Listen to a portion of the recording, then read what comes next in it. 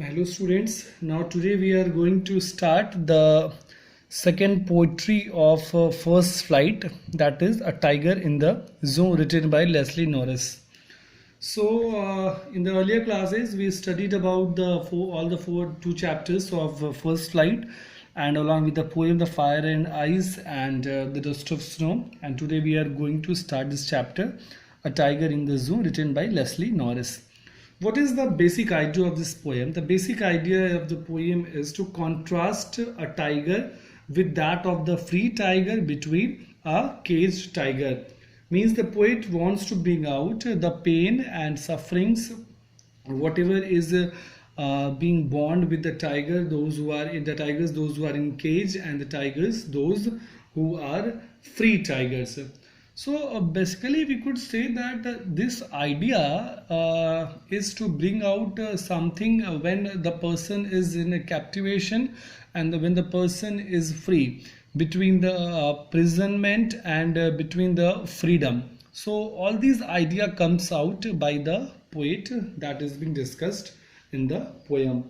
So I would not drag it very further. I will not just start the poetic lines today. I will only tell about the lines that gives the inspiration of this poem, the basic idea, the theme of the poem. So as we see that there will be the lots of difference between a tiger who are the tigers who are in the cage and the tigers who are in the forest. So like the examples are the tiger in the forest, they just move for their prey, they go here or there, they are the tiger, they are the kings, they are just treated as the king, they are the most strongest creature of the forest, they are the most fierce creature of the forest, but they are enjoying as well also. But if we contrast with the tigers, those who are in the zoo, they are just mocked to themselves being the one of the strongest creature of the wild amongst the wild.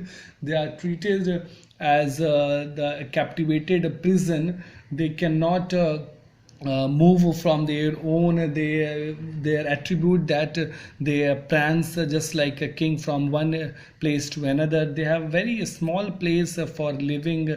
They have to be dependent on for their eating habits and all. So all these things are there which are contrasted from the tiger, those who are captivated in the cage, in the those who are in the zoo, and the tiger those who are in forest. Here in this chapter the pain has been brought out by the poet, the real pain of the tiger in the zoo. Here we can say the tiger in the zoo is a mock to the title itself, a tiger, and the tiger, it is being said something like that the strongest creature, and that is put to the zoo. So it is a mocking in itself. It should not happen, but the title of the poem is justified, that the poem in this poem the poet is discussing about the tiger that is captivated in the zoo. So this is the irony, this is the mocking of the poem also, that we cannot guess some creature who is stronger, who is the strongest amongst the wild,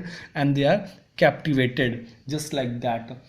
Whereas we compare with those of the tigers, those who are in the forest, those who are in the wild, they are amongst the wild, they show their strength, they show whatever the physical qualities, whatever the qualities they have got by nature, by birth, so they are showing itself. And here it is we can say the assassination, it is the murder of all those creatures, all those feelings that the tiger has got from its birth. So giving all the power and putting in the cage, putting this tiger in the cage is the mocking term for any of the wild animal. If we are putting all the strength into the captivity in the cage, so that is the plight that has been discussed by the poet in this poem. So in the later further classes we will be discussing about the poetic lines, but in this classes we have only discussed about the theme, about the base, about the setting, about the plotting of the poem.